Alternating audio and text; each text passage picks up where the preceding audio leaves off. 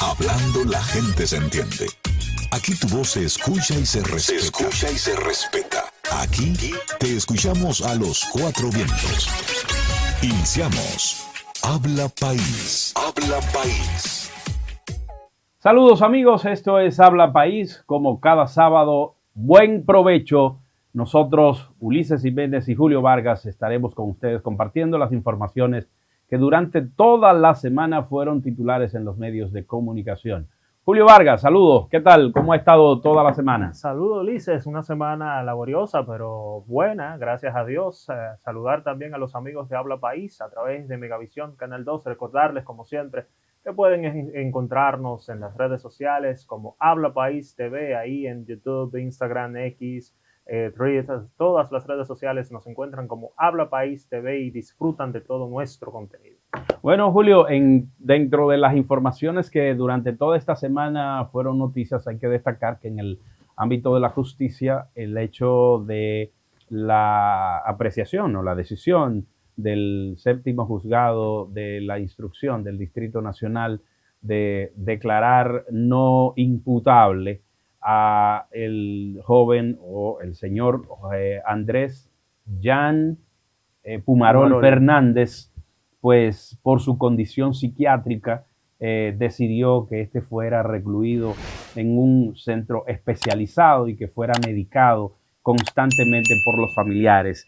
Es diríamos, un hito en las decisiones o en el ejercicio judicial en la República Dominicana. Los psiquiatras han estado insistiendo en que esta parte pues tiene que necesariamente tener las informaciones de los peritos. Pienso que el tribunal acudió a el INASIF justamente para obtener informaciones bien técnicas, bien concretas en torno al verdadero estado de salud de Pumarol Fernández. Yo me quedo con la siguiente parte. Hay que estar en los zapatos de la familia de la persona que él asesinó y también la familia Jandal, y también hay que ponerse en los zapatos de la familia de Pumarol Fernández, que veíamos a su madre implorar que la sociedad tenga de alguna manera algún nivel de sensibilidad para con su hijo por el hecho de que está enfermo. Entonces, hay dos situaciones, hay dos familias que están destruidas y hay una sociedad también que está pidiendo a gritos que se aplique la justicia justamente como está establecido en el Código Procesal Penal, Julio. Mira, la ventaja de la justicia es que es ciega.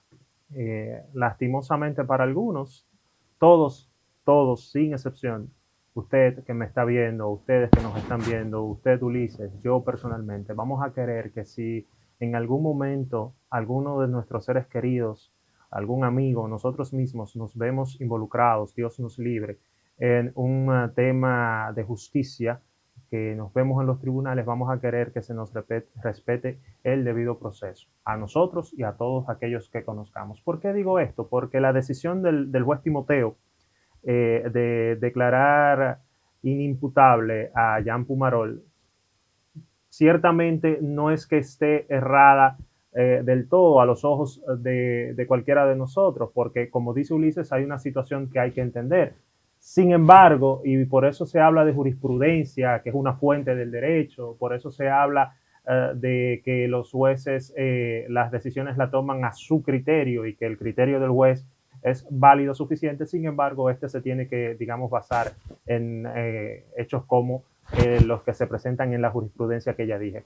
¿Por qué digo esto y este preámbulo? Porque en la República Dominicana tuvimos un precedente lastimosamente muy parecido que incluso pasó hace muy poco tiempo, y estoy hablando de la mujer que cercenó la cabeza de su hija. Josefa García. Exacto.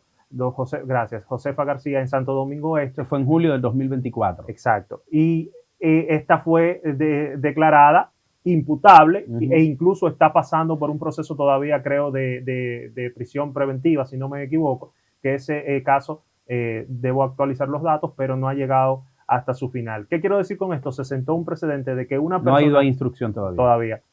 Una persona que sufre de esquizofrenia también, sí fue declarada imputable, incluso tomando en cuenta de que lo que cometió fue un parricidio, que es un delito establecido en el Código Penal, inclusive con un cierto nivel de gravedad. Pero ¿qué pasa?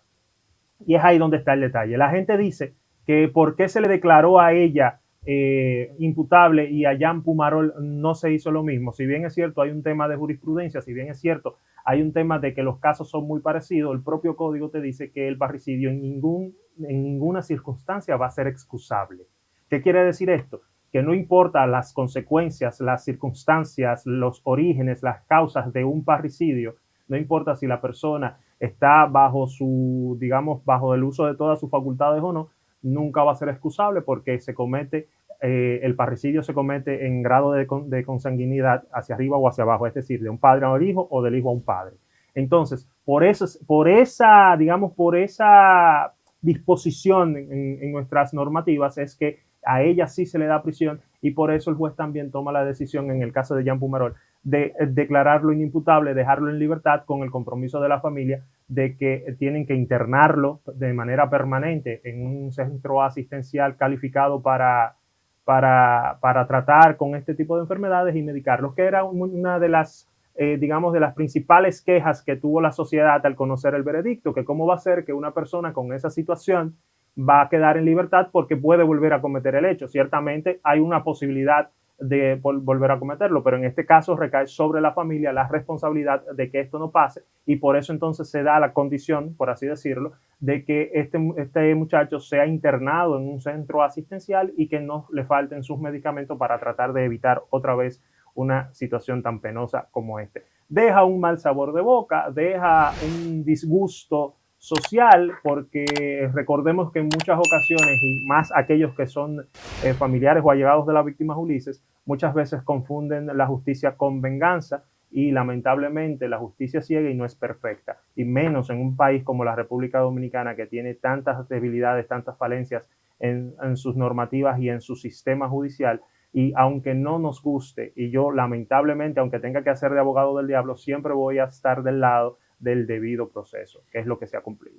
Mira, hay una situación que yo desde mi punto de vista...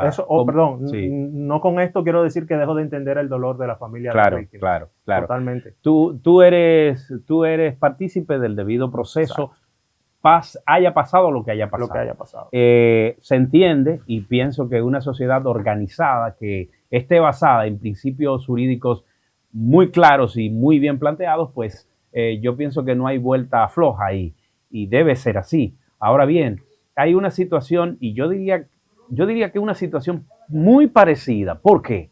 Bueno, se da que Josefa, a quien ataca, es a un ser humano indefenso, sí, que es su hija, que es una menor de edad, que no hay forma, incluso no me quiero yo imaginar lo que vivió esa niña instantes antes de que su mamá cometiera el crimen. O sea, cómo le habló, cómo la acomodó, cómo la atrajo así hacia su persona, cómo empuñó ese cuchillo para cortarle su cabeza. O sea, no me quiero imaginar esos momentos finales de ellos.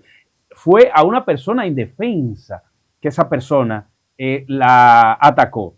Sin embargo, también Pumarol atacó a una persona indefensa, porque fue a una anciana. Sí. Si usted pone en un lado la infancia y pone en otro lado la ancianidad, estamos hablando son dos poblaciones vulnerables. Totalmente vulnerables. Entonces, esto evidentemente que le da un matiz bastante parecido a estos dos casos, con la situación de que a Pumarol lo declaran inimputable por el hecho de que se demostró que en ese momento estaba falto o no estaba sobre los efectos de un tratamiento que él necesitaba y que obviamente no estaba en sus cabales. En el caso de Josefa hay que decir que por lo menos no se demostró que había estado en un sistema de ansiedad, que no estaba medicada, que no había dado muestra de que era violenta, que no había dado, aunque en algún momento el esposo dijo como que sí, que con él sí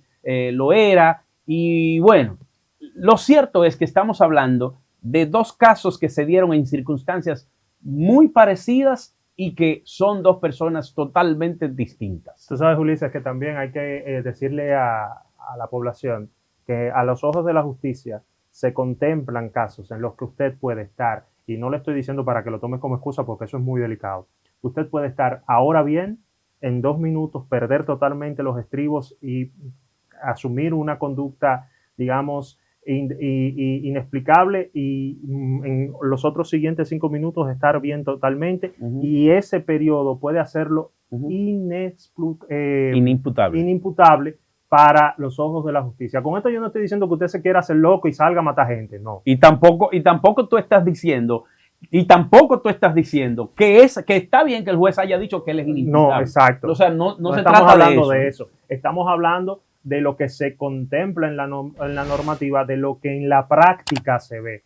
El diagnóstico, y es ahí donde entra quizás la gran contradicción por parte de la decisión del juez, de los propios abogados que se quejaron de esta decisión y de la propia sociedad, por el informe del INASIF que decía que sí estaba, apto para ser inimputable en este caso. Es ahí donde entra ese asterisco que hay que colocarle, porque esta situación se debe prever y se debe determinar desde un examen médico de personas facultadas. Si dentro de esos 5 minutos que hablé hace apenas unos segundos, se faculta desde la vista profesional de que usted no estaba en sus cabales y por eso no es inimputable, entonces ahí el veredicto sí tendría sentido. Pero tenemos este informe del INASIF que dice que sí puede ser, o que sí estaba apto para ser imputado, y es ahí donde entonces se le crea la cuestionante a la decisión del juez Timoteo. Mira, antes de irnos a la pausa y presentar las informaciones internacionales, yo quiero, en lo personal, no sé Julio, pero concluir que el Estado Dominicano está ante un gran reto. Es decir, yo personalmente pienso que ese tipo de personas, de figuras, pudieran ir a un pabellón especial, por ejemplo, en Las Parras, y ahí, pues entonces darle el seguimiento, darle el tratamiento. Óigame, la familia se va a vencer, porque un paciente de esa naturaleza no hay forma de que la familia pueda sostener en el tiempo esa atención, esa medicación, ese seguimiento. No hay forma. En algún momento va a haber otro descuido, porque ya lo hubo. Claro. Y no digo porque quieran, sino es que el cansancio, señores, son seres humanos que están cuidando a gente que no tienen control de sí. Entonces yo personalmente pienso que el Estado debería tomar en cuenta que esos pabellones, en este momento hay salas psiquiátricas en 5 centros. Está en Higüey, está en San Pedro, está aquí en Najayo, creo que hay una. En Najayo. Entonces hay en 5 centros penitenciarios celdas especiales para ese tipo de gente, pero no hay pabellón para tratamientos psiquiátricos aquí en las cárceles, que eso es lo que tiene que haber. De manera que yo espero que para el futuro inmediato o mediano o a largo plazo a la sociedad dominicana se le pueda prestar y presentar esta opción. De esta manera nos vamos a la pausa y presentamos las informaciones internacionales con Ernesto Trinidad. Habla País. Aquí tu voz se escucha y se respeta. Habla País. La Oficina del Director Nacional de Inteligencia de Estados Unidos publicó este miércoles un informe en el que señaló que China no tiene planes para invadir Taiwán en 2027, ni dispone de un calendario concreto para lograr la unificación entre la isla y el continente. En referencia a este documento, Kut subrayó este viernes ante los medios de comunicación que el Partido Comunista Chino nunca ha abandonado la opción de anexionarse Taiwán por la fuerza. La presidenta encargada de Venezuela, Delcy Rodríguez, destituyó a Domingo Hernández Lares, sancionado por Estados Unidos como jefe del Comando Estratégico Operacional de la Fuerza Armada Nacional Bolivariana, cargo que ocupaba desde 2021, y en su lugar puso al mayor general Rafael Prieto Martínez. El nuevo comandante estratégico operacional ejercía el cargo de inspector general de la FAN desde 2024 y en su cuenta de Instagram se describe como un venezolano revolucionario, chavista y patriota.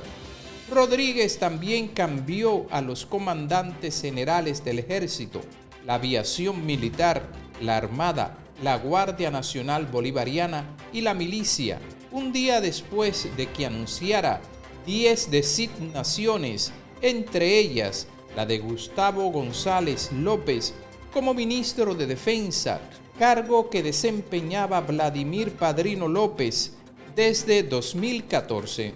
La Oficina de las Naciones Unidas para los Derechos Humanos en Colombia manifestó su preocupación por las consecuencias que puedan tener las restricciones impuestas a la ONU, la OEA y la Defensoría del Pueblo por una disidencia de las FARC para acceder a las zonas en las que opera. El organismo mostró su profunda preocupación por las posibles consecuencias que se derivan para la población de una restricción del acceso de la misión de verificación de la ONU en Colombia, la misión de apoyo al proceso de paz de la Organización de Estados Americanos y la Defensoría del Pueblo a las regiones afectadas por el conflicto armado. Ernesto Trinidad, Habla País. Ya regresamos. Señores, gracias por continuar con nosotros aquí en Habla País. Bueno, en esta semana el presidente Luis Abinader estuvo asistiendo pues a su segundo Consejo de Gobierno y de Ministros en el Salón Las Cariátides del Palacio Nacional. Allí pues se analizaron las posibles soluciones o más bien programas para enfrentar esta crisis que ha generado la guerra de Medio Oriente entre Estados Unidos, Israel e Irán. Y era ya un pedido a voces altas que desde el gobierno se diera a conocer en qué consistía ese plan o en qué va a consistir ese plan, porque tanto Magín Díaz, el ministro de Hacienda, como el ministro de la Presidencia Paliza ya habían pues anunciado que sí, que se tenía un plan, que se tenían medidas previstas para esto. Y en el Consejo de Gobierno, pues desde el Palacio Nacional, ahí en la escalinata central, en el lobby central del Palacio Nacional, Paliza hizo una rueda de prensa. Vamos a ver esos puntos y luego de que veamos esos puntos, vamos a ver las declaraciones de Paliza en este sentido. Julio. Los puntos establecidos, digamos, como focales por parte del gobierno para tomar las medidas fueron preservar la estabilidad macroeconómica, garantizar la sostenibilidad fiscal y proteger la estabilidad social con especial énfasis en los sectores vulnerables. Esos fueron los 3 puntos focales en los que se basó el gobierno para tomar las medidas anunciadas el día de ayer. Vamos a ver las declaraciones y volvemos y comentamos. Exacto. Meta de RD 2036 es la estrategia país que busca transformar la estructura productiva de la República Dominicana, acelerar el crecimiento económico en la próxima década, duplicar el tamaño de nuestra economía en la próxima década. Este proceso se ha consolidado como un espacio de trabajo real, donde ambos sectores, público y privado, alinean esfuerzos para impulsar la productividad nacional. En términos generales de avances, se destacó el proceso en la formación de capital humano, con la expansión de liceos técnicos y programas de becas en áreas STEM, alineados a las necesidades del mercado. En turismo, se avanza en una norma para el manejo del sargazo, que es una crisis regional conocida, y en la adecuación de la formación técnico-profesional del sector. En construcción, se han logrado mejoras en la reducción de la permisología y un mayor dinamismo en la inversión en infraestructura. Asimismo, en zonas francas, se fortalece la promoción internacional del país como un hub regional y se desarrollan herramientas financieras, se piensa en herramientas financieras para expandir la capacidad productiva. En logística, se avanza en los procesos de reexportación y en el posicionamiento del país como un hub logístico, mientras que en el sector agropecuario se impulsa la productividad mediante programas de exportación, fortalecimiento sanitario y fondos de inversión para rubros estratégicos. Este Consejo de Ministros tiene que ver con la preparación, con la planificación del país ante los efectos ya en marcha de los conflictos en Medio Oriente sobre la economía nacional en un contexto internacional marcado por la alta volatilidad en los mercados energéticos, los mercados de la producción fundamentalmente de petróleo y de crudo. Ya hemos identificado en el presupuesto unos 15.000 millones de pesos en distintas partidas que podemos reasignar de una partida a otra, o sea, sin aumentar el gasto total, para proteger a los hogares más vulnerables. El segundo objetivo es tratar de amortiguar en la medida de lo posible el impacto del aumento de precios del petróleo y otros precios en el mercado internacional sobre los precios internos de los alimentos, los insumos agropecuarios y los fertilizantes. En ese sentido ya podemos anunciar que empezaremos a subsidiar los insumos de los fertilizantes. Este es un subsidio que no es muy caro. Hemos dispuesto de unos 1.000 millones de pesos para asegurar el precio de los fertilizantes en los próximos 3 meses en el país, de manera tal que el aumento que ha habido en las últimas semanas, que es de hasta un 40% en los insumos de los fertilizantes a nivel internacional, no se traduzca en aumento de precios de los alimentos en el país. Otro objetivo fundamental es que en esta coyuntura trataremos de hacer cualquier reasignación del gasto sin perjudicar o sin disminuir la inversión pública. De hecho, lo que queremos es aumentarla para seguir con una política anticíclica que nos ayude al crecimiento económico. La crisis encuentra al gobierno con liquidez, con solvencia y con un plan que, como yo dije, el objetivo principal es mantener la estabilidad macroeconómica, fiscal y sobre todo la estabilidad social, protegiendo a los grupos más vulnerables de la población. Bueno, señores, ahí estuvimos escuchando a Paliza al término del Consejo de Gobierno y de verdad que pienso que nos satisface bastante el hecho de que se hayan tomado esas 3 medidas. La estabilidad macroeconómica, la estabilidad social y la parte de la tributación, de los impuestos, o sea, mantener eso. Y obviamente las 3 son sumamente importantes, pero hay que decir que lo que más le interesa a la población es lo de la estabilidad y paz social. Claro. Esto va a implicar que habrán algunos programas que se estarán mejorando.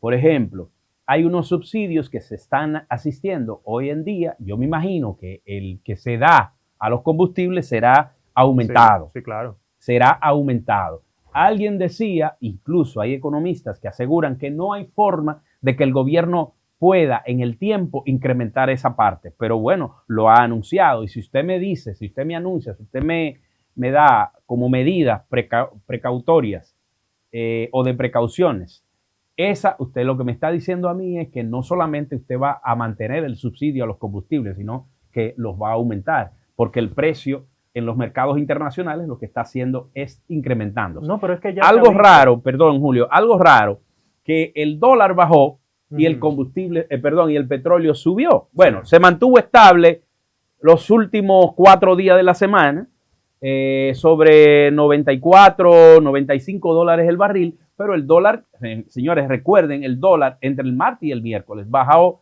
de 62 a 58. Entonces, me imagino que eso fueron parte de las medidas previas al anuncio. Me imagino no, esas fueron parte de las medidas previas al anuncio que se hizo el pasado jueves en el Palacio Nacional. Mira, este conflicto le da una oportunidad tremenda a la sociedad dominicana para entender un poco más cómo se mueve el mundo. Muchas veces nosotros pensamos que porque se pase cualquier cosa en Medio Oriente, en África, en Irán, en Irak, como nosotros no sabemos con qué se come eso, entendemos que no nos va a tocar. Exacto. Cuando la prueba está en que sí, tú hablabas de aumentar el subsidio. Una semana antes de que se subieran 5 pesos los combustibles en la República Dominicana, que eso fue la semana pasada si no me equivoco, el subsidio a los combustibles alcanzó los 1.100 y pico de millones de pesos.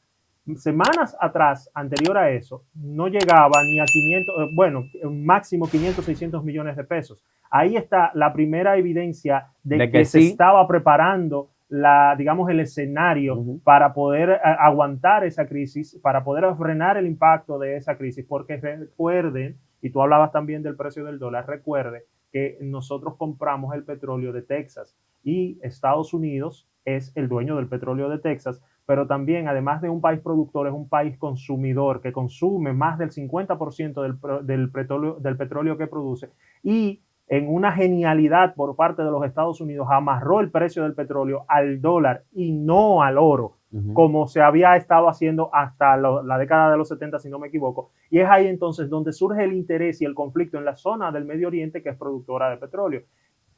Y ya esto es una posición muy personal mía y que nos estaríamos metiendo en temas que no nos competen en este momento. Pero esta decisión, señores, si se quiere, viene amarrada hasta desde la captura de Maduro, porque al capturar a Maduro y al entrar en negociaciones y al tomar el control por parte de los Estados Unidos de las petroleras de Venezuela, lo que hizo fue asegurar su sustento, su suministro de petróleo, para prepararse para entrar en conflicto en la zona del Medio Oriente. Todo viene concatenado, todo viene desde una cadena. ¿Qué pasa? Que nosotros, como no somos países que estamos de manera activa en este conflicto y que solamente consumimos y no producimos y solamente le compramos a Estados Unidos, tenemos entonces que lidiar con este daño colateral, si se quiere, de este conflicto, y es algo que no se puede negar y que no se puede, digamos, ignorar tampoco. Y eso es lo que está haciendo el gobierno, que está bien que se le criticara desde hace 2 semanas el hecho de que no había dicho esta boca es mía, de que no había dicho nosotros tenemos un plan para lo que viene, y que incluso se dijo en su momento por parte de funcionarios irresponsables, no estoy hablando ni del ministro Paliza ni del presidente de la República, de que no íbamos a sentir esos efectos y que todo estaba fríamente calculado y que todo estaba fríamente cuadrado y que no iba a haber ningún problema. Bueno, el subir 5 pesos al galón de gasolina y a otros combustibles es un problema para la economía nacional, porque ya ahí están los choferes del transporte público hablando de un aumento del pasaje. Sí. Que Antonio Marte dijo que no y que no se está contemplando, pero ya hay choferes que no son dirigentes sindicales, sino que son padres de familias que tienen que mantener a sus hijos y a sus esposas de ese trabajito, de esa actividad, de lo que poco que le puedan dejar los sindicalistas a ellos como parte de su remuneración. Ya están hablando de que es necesario un aumento del pasaje para poder enfrentar esa crisis. Y es ahí donde me quiero remitir de inicio de nuevo a lo que dije al principio. Nosotros sufrimos cualquier situación que se pueda generar, por más lejos que usted entienda en cualquier país de eso, porque estamos hablando de commodities, estamos hablando de materias primas que son importadas hacia la República Dominicana, que no la producimos aquí porque nosotros no somos un país productor de petróleo y que tenemos que lidiar, como ya dije, con ese daño colateral que esperemos, porque no se sabe cuándo va a acabar la crisis por la guerra entre Estados Unidos, Israel e Irán. Esperemos que eso termine pronto, porque si no vamos a tener que ver un recrudecimiento de las medidas, un fortalecimiento de las acciones para poder enfrentar esas situaciones y esas consecuencias que generen ese conflicto.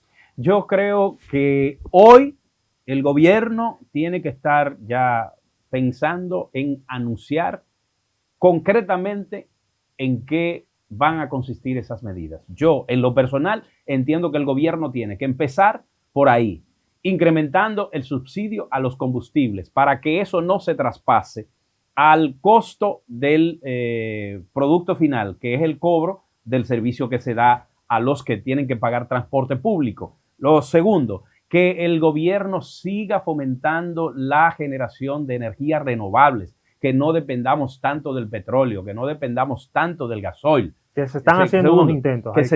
Y hay inversiones importantes. Sí. Incluso escuchábamos a Celso Marrancini decir que al término de este gobierno de Luis Abinader en el año 2028 ya se estarán instalando o habrá instalado unos 2.800 megas más, que es lo mismo equivalente a lo que está dando Catalina en este momento.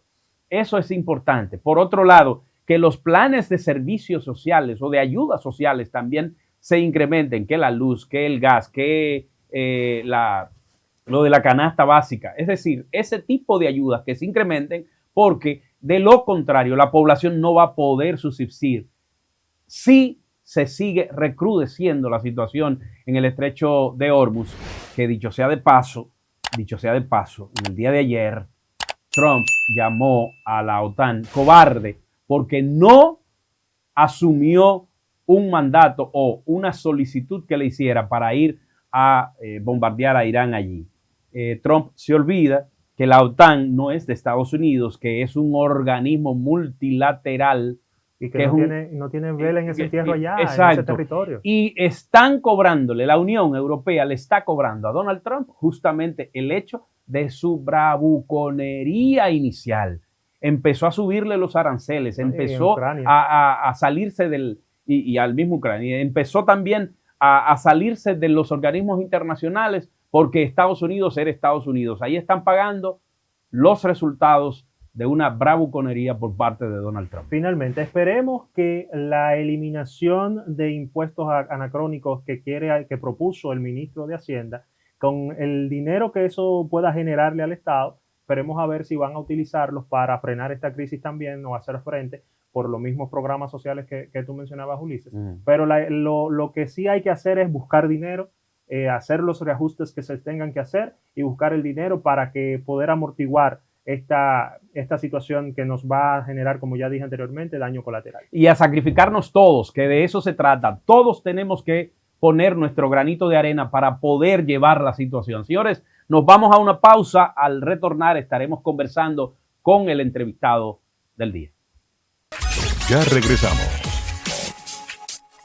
Bueno, señores, como prometimos, está con nosotros Tobías Crespo. Él es diputado de la circunscripción número 2 por la Fuerza del Pueblo y estaremos conversando aquí de todo con él, pero sobre todo de sus aspiraciones a la alcaldía del Distrito Nacional. Tobías, gracias por estar con nosotros. Gracias, Ulises, gracias, Julio, y de verdad que a todos los que siguen este espacio, afortunado, muy agradecido de compartir con ustedes en este programa y saludando también a los que de manera continua siempre están pendientes de las opiniones de ustedes y sobre todo hablar de todos los temas, no solamente legislativos y políticos, sino también de la agenda nacional que preocupa a los dominicanos y dominicanas. Así es. Mira, voy a empezar de plano. El diputado Carlos de Pérez, diputado por la Fuerza del Pueblo, ha sometido un proyecto de modificación sobre la ley de manutención. Tú eres padre, yo quisiera que tú me des tu opinión, primero como padre, luego como dirigente político y luego como congresista. ¿Qué posibilidad hay? Primero, ¿qué piensas de ese proyecto? Y luego, ¿qué posibilidad hay de que desde el Congreso Nacional, desde la Cámara de Diputados, se le pueda apoyar en este intento que hace Carlos de Pérez?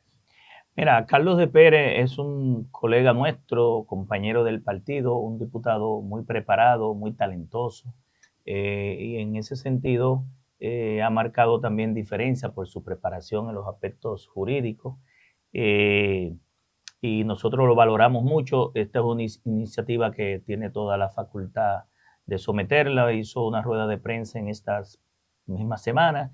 La opinión que hemos recabado de casi todas las personas que estuvieron ahí, sobre todo la prensa, ustedes, los medios de comunicación, de que ha sido muy favorable. Ustedes saben que estos temas son conflictivos, ¿verdad? Estos temas generan muchas situaciones de debate porque va al núcleo más importante que tiene una sociedad, que es la familia. Sobre todo a lo que tiene que ver con garantizar no solamente esa manutención, que muchas veces se ve afectada, sino también la integración de la familia como un todo, aunque haya sus situaciones de diferencias y de divergencias.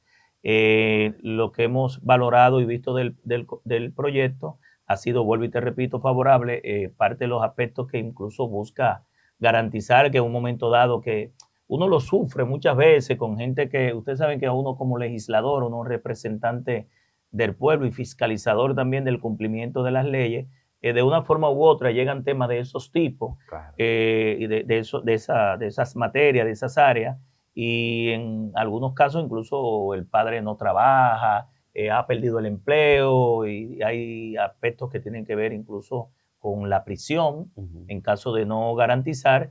Y bueno, te pudiera decir que por lo único que la Constitución y las leyes permiten que se te embargue tu cuenta es precisamente por el tema de la manutención de la cuenta personal de nómina. Estoy hablando, sí, la cuenta de nómina, de pago de nómina, es precisamente por la manutención de los hijos. Él agrega, según lo que he visto y he leído del proyecto, crear alguna posibilidad de que el sistema de seguridad social pueda tener algunos fondos para que en lo que el padre no consigue de los mismos flujos que pudiera tener él. Pues tú sabes que a veces hay algunas personas que pierden el empleo, pero tienen fondos ahí que pueden servir de base para garantizar que esos hijos o esas hijas no puedan tener sus necesidades básicas. Es decir, nosotros tratándose de él, viendo su preparación, su vocación, la forma en que en tan poco tiempo ha resaltado en el Congreso, es un buen legislador, creo que lo que le toca al Congreso es, como todas iniciativas legislativas, ya que ya yo tengo 4 periodos ahí, tengo casi 16 años en la Cámara, es llevarlo a la comisión correspondiente, que es casi seguro que sea la comisión o de Ministerio Público, que es el que tiene que garantizar ese tema, sobre todo lo que tiene que ver con la ley de niños, niñas y adolescentes, o la Comisión de Justicia. A veces se manda a ambas a la vez, y que en un proceso de consulta, de enriquecimiento, de diálogo, porque el Congreso es una fábrica de consenso, pues podamos tener, en caso de que se entienda que pueda aportar a situaciones de hecho que requieren respuestas de derecho, que tal vez no hayan vacío, pero a veces hay imposibilidad material de que una normativa, una ley pueda garantizar o pueda obligar a que eso se cumpla en momentos excepcionales. Exacto. ¿No te parece que se están tratando de cambiar la mayoría de edad en esa propuesta de 18 a 21 años? Es decir, que tú vas a tener la responsabilidad como padre de mantener los hijos hasta los 21 años. ¿No te parece excesivo eso?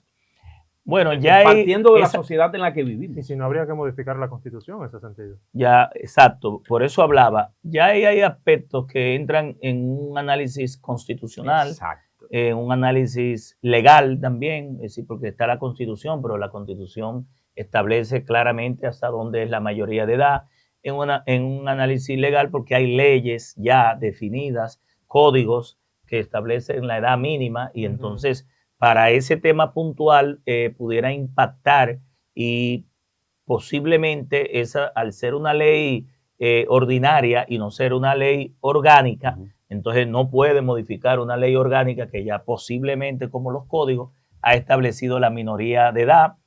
Y también las discusiones sobre esos temas. Yo sé que en algunos países la mayoría de edad se lleva a los 21 años, hay elementos que son diferentes en estos países.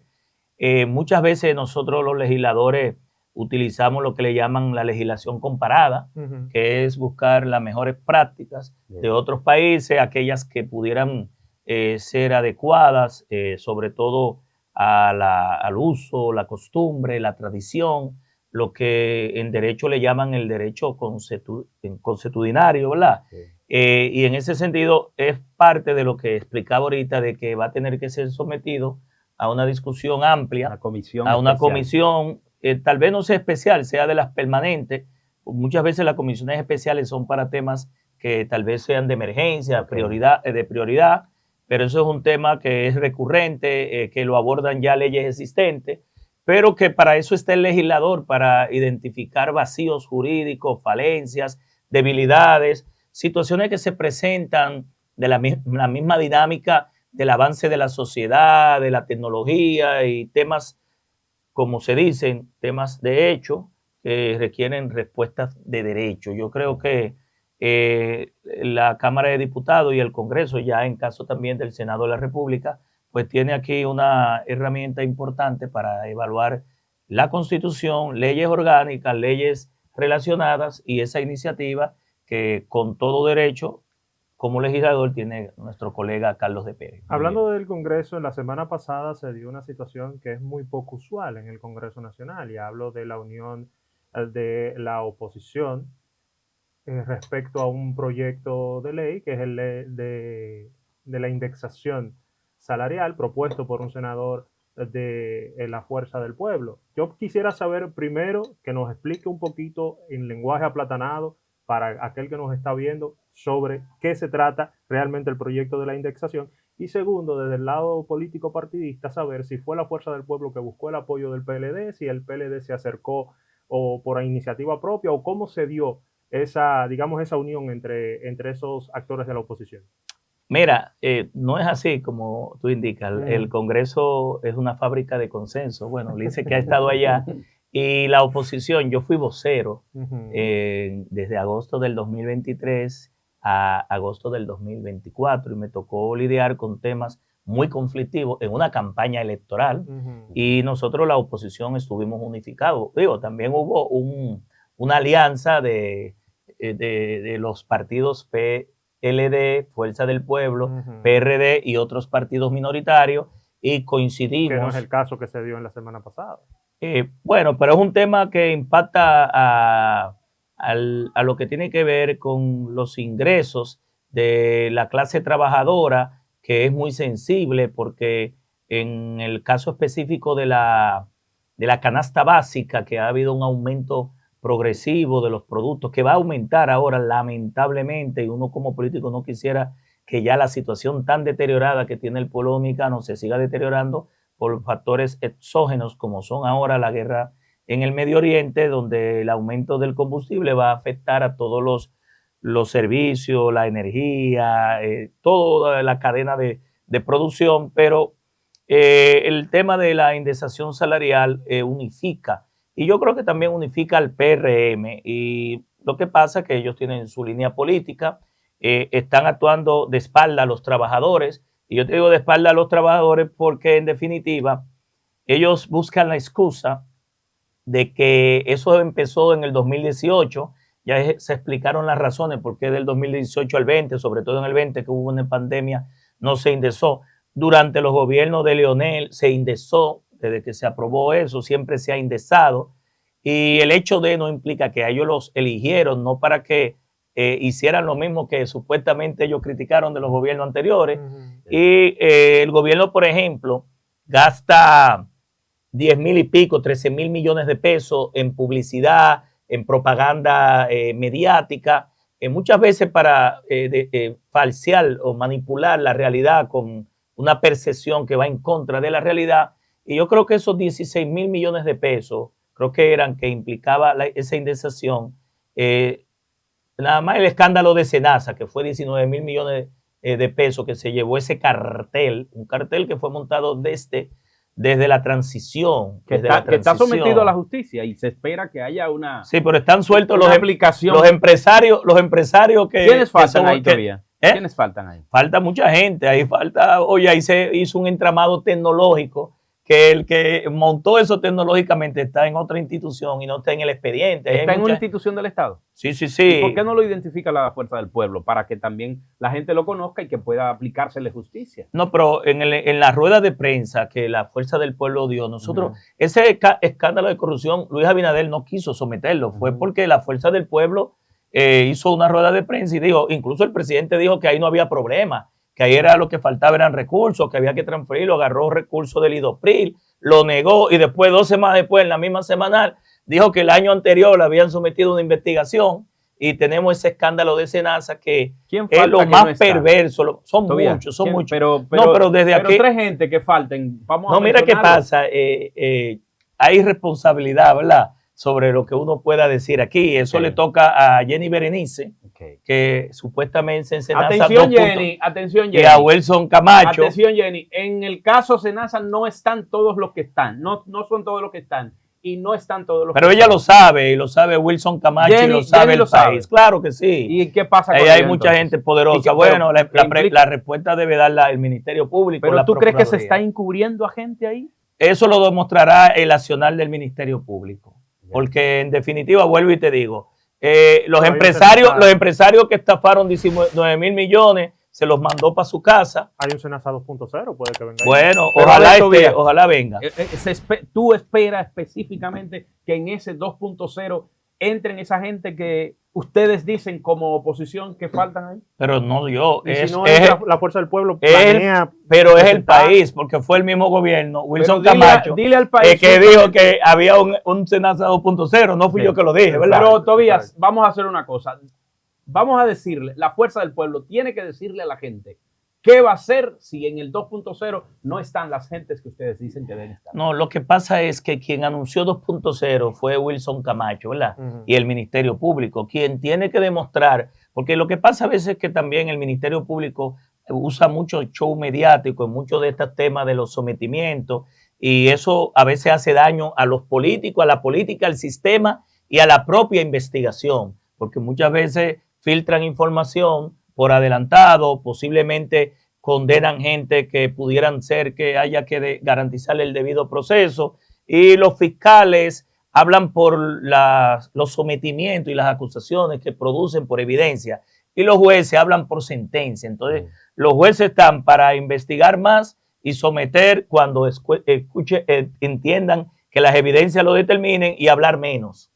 Ok, y no puede ser extrapetito. O sea, los jueces no pueden extralimitarse a lo que le pidan. No debería de... ¿A lo que le pidan o a pero lo que yo establece el código? te pregunto, Tobías es uno de los legisladores con experiencia que todavía es joven y que tiene mucho que aportar. Yo te pregunto, eso en algunos temas, ¿oíste? Porque en el control difuso, si los tribunales entienden que aspectos de hecho en situaciones de derecho violan derechos fundamentales, el tribunal el juzgado de paz, el tribunal de primera instancia y hasta la corte pueden determinar que hay una violación a un derecho fundamental, y aunque no se le pida, pueden fallar y tener lo que le llaman el control difuso de la constitucionalidad. El show mediático de la Procuraduría y de Wilson Camacho, ¿es ahora o ha sido siempre? Nos vamos a la pausa, estaremos conversando con Tobías sobre esta pregunta que queda en el tintero y de sus aspiraciones a la alcaldía del Distrito Nacional. ¿Oíste, Omar? Ya regresamos. Gracias por seguir en sintonía con Habla País de 12 del mediodía a 1 de la tarde por Megavisión Canal 2. Conversamos con Tobías Crespo de la Fuerza del Pueblo, y quedó en el aire la pregunta de si el show mediático que hace el Ministerio Público solamente lo está haciendo en esta etapa o ha sido así desde siempre. ¿Qué entiende Tobías Crespo? No, yo creo que ha sido en diferentes escenarios, en diferentes momentos, y no necesariamente uno puede generalizar. Yo no soy irresponsable como político. Hay casos en que el Ministerio Público ha actuado con verdadera objetividad, con verdaderos criterios y apartado de lo que es la sanción moral pública ante muchos temas que ya cuando llega hasta la audiencia preliminar, la investigación inicial, ya las personas están condenadas y no se le garantiza el derecho a la inocencia o la presunción de inocencia y el debido proceso, pero hay otros históricamente, y no en esta gestión, de que se han traído por las greñas elementos importantes, pero también se ha viciado con aspectos que son mediáticos y que han festinado cualquier indicio de credibilidad que pudiera tener una investigación, y al final y en definitiva le hace daño a la justicia, le hace daño a la política, le hace daño incluso a la ciudadanía, le hace daño a todos los operadores del sistema de justicia y le hace daño al país, porque, bueno, después que el agua está derramada, recogerla es muy difícil. Perdón, no me quedó claro del bloque anterior. ¿Quién buscó a quién para el consenso con lo de la indexación? ¿El PLD a la Fuerza del Pueblo o la Fuerza del Pueblo al PLD? Nosotros nos reajustamos, eso como dice el pitcher de guagua, péguense como anoche, y entonces nos reajustamos en los asientos. Es el preludio de una posible alianza a varios niveles. Miren, oye, Ulises y Julio, ¿verdad? Y los que nos siguen, el PLD no es el adversario de la Fuerza del Pueblo. La Fuerza del Pueblo no es el adversario del PLD.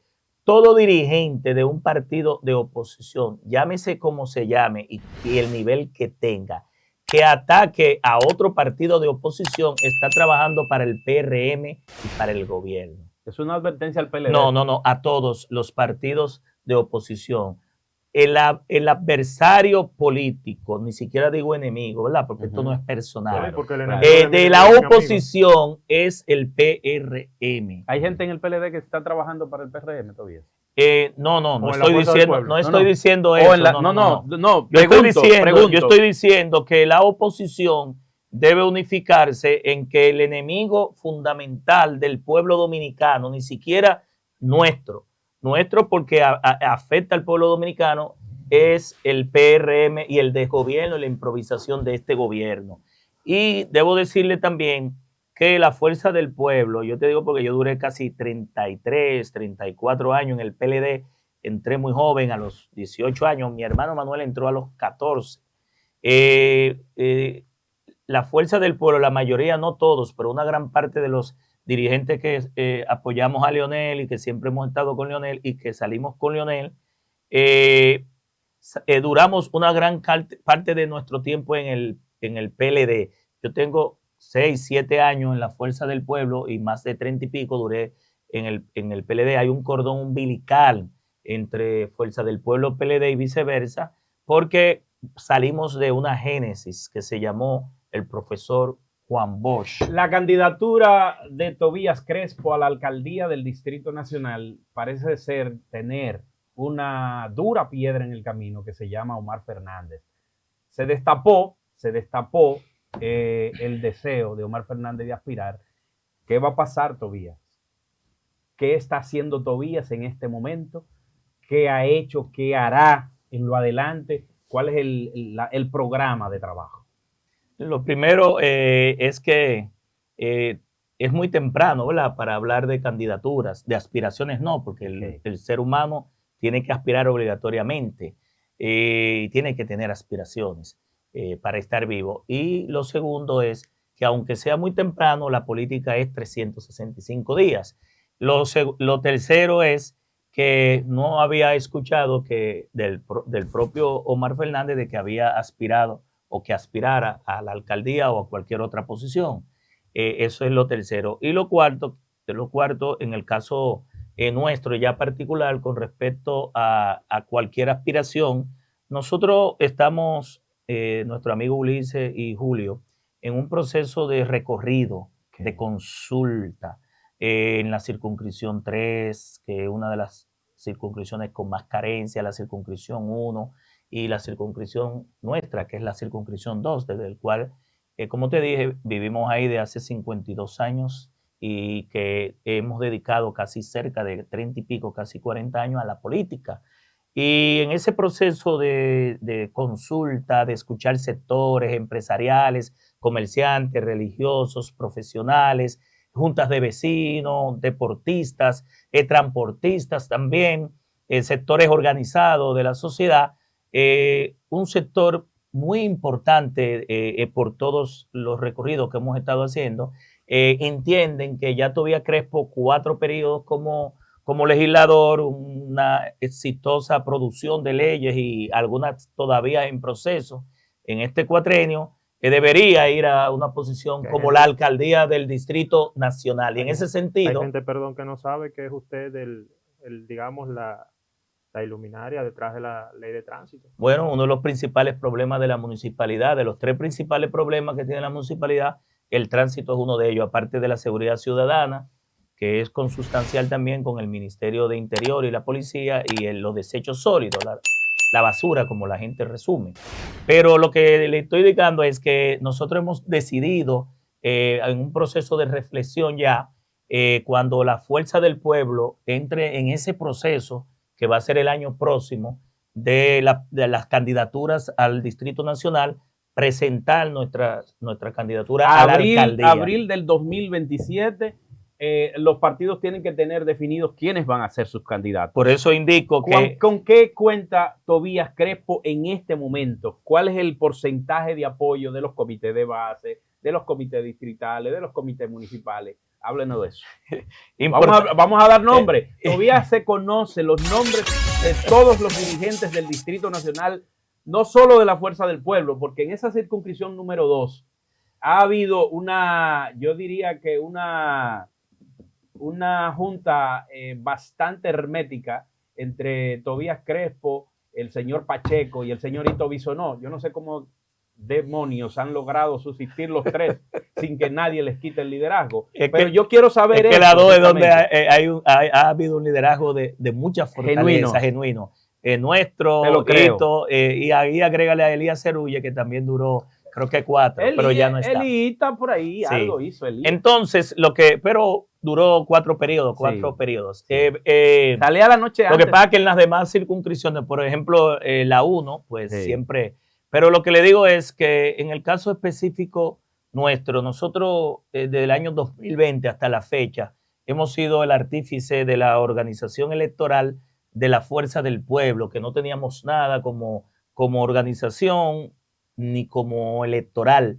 Y hemos recorrido esos 80 sectores principalmente, no subsectores ni barrios, porque son más de ahí. Sí. Y en ese trajinal del 20 para acá, hemos contactado la realidad de los dirigentes hacia adentro, pero también hacia afuera, sus necesidades, por ejemplo, del año pasado para acá, que estamos en este proceso de reflexión y de consulta, pero también te puedo decir que por nuestra trayectoria, por nuestra conexión de cercanía con la gente y de los resultados, porque hemos siempre, en todos los procesos electorales que nos hemos presentado, hemos estado invictos, nunca hemos perdido 4 procesos continuos y 2 internos, son 6, y te pudiera decir que ha sido una aceptación y una simpatía casi unánime. Okay. Cuando digo casi unánime es porque no hemos terminado todavía de recorrer todo el territorio y de contactar. Tobías, aquí aprovechando que se mencionó el liderazgo de otros dirigentes políticos en el área suya, ¿no? La semana pasada, hace 2 semanas si no me equivoco, se publicó una encuesta nacional de opinión en la que Omar Fernández presentaba mejores números a lo interno de la Fuerza del Pueblo como candidato presidencial.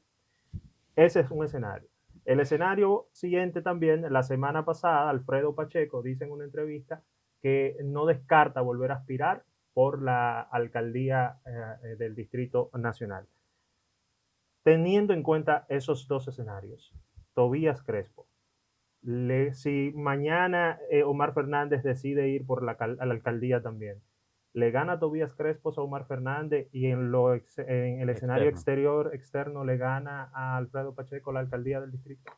Mira, el primer escenario no te lo voy a analizar porque no existe, es un supuesto.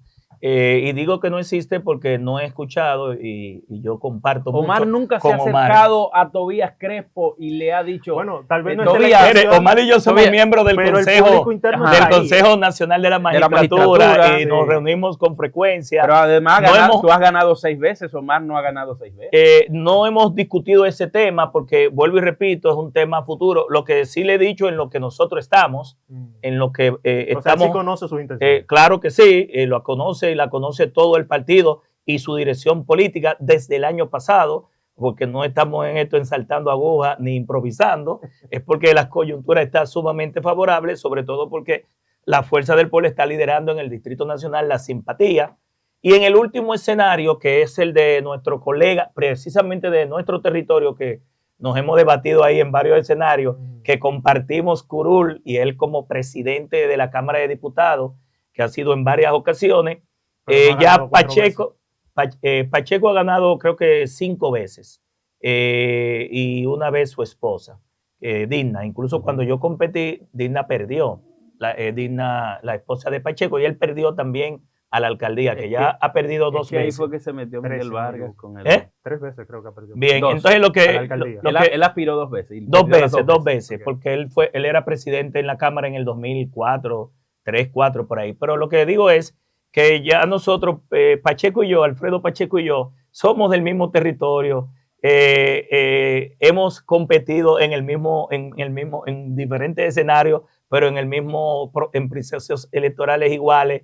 Nos conocemos, él me conoce a mí, yo lo conozco a él, y en ese sentido, en el caso específico de Alfredo Pacheco, ya Alfredo no fue que dijo que le gustaría, sino que lanzó su candidatura. Es decir, cuando tú ves a un dirigente, vamos a decir. Bueno, su precandidatura, sus aspiraciones, pero es una precandidatura, porque ya él había indicado que le gustaba la Secretaría General del partido. Al parecer eso no pudo cuajar, las razones las sabrá el PRM y él. Sí. Y ya cuando una persona a ese nivel de Alfredo Pacheco, que en el año 1984, donde yo todavía no estaba en la política, ya era regidor y tiene una aquilatada vida política, no es que está indicando una intención, está anunciando un proyecto. Okay. Sí, pero para ponérsela fácil a los colegas periodistas que toman las informaciones de este programa y las retratan en medios de comunicación, para el titular, Tobías Crespo, ¿le gana a Alfredo Pacheco? ¿Sí Lo o que no? pasa... Lo que pasa es que en ese escenario que se va a dar en el 2028, sea Alfredo Pacheco, nosotros estamos definiendo todas las estrategias para ganar. Okay. Nosotros no tenemos ningún temor porque, ¿qué te digo? El ganar un proyecto político electoral lo define muy específicamente la estrategia. Todo se define en el escenario de la estrategia. La coyuntura, si es favorable o no, la coyuntura está muy favorable para la oposición y sobre todo la fuerza del pueblo que está encabezando. Y en el caso específico, yo te puedo decir que si somos con la bendición de Dios y la escogencia o el respaldo de nuestro partido presentado, nosotros estamos preparados para ganar a cualquiera de los candidatos que pudiese presentar el partido de A gobierno. lo interno y a lo externo. Claro. Tobías, cuando tú hablaste con Omar, le presentaste tu intención, ¿qué dijo Omar? ¿Cuál fue la reacción del príncipe? Mire, cuando uno habla de temas en política, decía el profesor Juan Bosch, que en paz descanse, que hay cosas que se ven y cosas que no se ven. En el caso específico, no fue que fui a consultar, sino a informar. Porque en el caso nuestro, que ya tenemos un tiempo, 18 años, vamos a terminar este cuatrenio, fui director de tránsito 6 años, fui vocero, soy miembro del Consejo de la Magistratura, sí, ya yo he quemado todas las etapas que un legislador puede quemar. Bueno, no he sido presidente de la Cámara porque no, la coyuntura ni la mayoría no lo ha permitido, pero creo que nuestro ciclo en el Congreso, y no solamente lo creemos nosotros, son todos los ciudadanos y ciudadanas que están empujando a que nosotros presentemos una opción ganable, exitosa, a la alcaldía del Distrito Nacional. Y en ese sentido, nosotros entendemos también que ya hemos hecho demasiados aportes desde el Congreso, así como lo hicimos en tránsito terrestre. Ulises sabe que iba ya, cada vez que yo convocaba a la prensa, nosotros dejamos ahí 27 proyectos de modernización, de transformación. En el 2010 fuimos nominados al Premio a la Calidad y a la Excelencia que otorgaba el presidente Leonel Fernández en el Palacio Presidencial, y de ahí es que me eligen diputado más votado, tanto dentro como fuera en mi primera ocasión, y entonces me he reelecto en 3 ocasiones. Pero ya yo creo que el pueblo en mi circunscripción ha validado favorablemente en 4 ocasiones nuestra propuesta. Esto lo vamos a llevar a la capital. Bueno, ahí está el CV. Ahí está el CV. Déjame hacer de una Tobías. última Si pregunta. tenemos que irnos casi, pero vamos. Rápidamente. Como proponente, propulsor de la ley de tránsito. Julio, son preguntas capciosas, como dicen los militares. De eso se trata. Y tiene los lentes, lo que pasa es que no son oscuros. Cuando se aprueba la ley de tránsito, se tuvo miedo, por así decirlo, en la sociedad por el alto valor de las multas que se dijo que se iban a imponer, y la gente empezó de manera casi automática a respetar las normas de tránsito. Eso se fue perdiendo con el tiempo, con el momento de la ley de tránsito. ¿Entiende Tobías Crespo que no se ha podido aplicar como la pensó, como la propuso? ¿Se han perdido oportunidades al momento, a la actualidad? Claro, yo soy frustrado con la aplicación de la ley. Yo y todos los legisladores que de manera muy responsable, 14 legisladores, tuvimos 5 años y medio, le dedicamos más de 5,000 horas y pico de trabajo, más de 500 reuniones de comisiones, consultamos a todo el país, no hubo un sector que no fue por el Congreso Nacional. Hubo una experta argentina de más de 25 años en transporte terrestre, en regulación de transporte terrestre, y todas esas horas que se dedicó, y la ley 6317 en este gobierno no ha sido aplicada. Más que aplicada, la ha utilizado el gobierno para hacer negocios y malos negocios, no para resolver los problemas del país. Lamentable esta frustración nuestra de que una ley tan bien consensuada, donde todos los partidos políticos votaron unánime en la Cámara y en el Congreso, hoy ni siquiera se haya aprobado en un 10%. 4 directores del Intran en 4 años con escándalo de corrupción, la mayoría sometidos. Te dice si ha valido la pena una ley que realmente el gobierno lo que ha hecho es una contrarreforma. En el caso específico nuestro, ni el Intran, ni la DGC, ni la Procuraduría, ni los ministerios que están involucrados, las alcaldías tampoco, menos la del Distrito Nacional, han asumido el tema de la movilidad urbana, interurbana, el transporte terrestre como actividad económica, el tránsito y la seguridad vial, que estamos encabezando en el mundo las víctimas mortales y heridos por accidentes. Tobías Crespo, diputado de la República, circunscripción número 2 del Distrito Nacional por la Fuerza del Pueblo, ha estado con nosotros. Agradecerle a él que haya dispuesto de su tiempo y a ustedes también por sintonizarnos en este espacio. Habla País. Habla País. Habla País.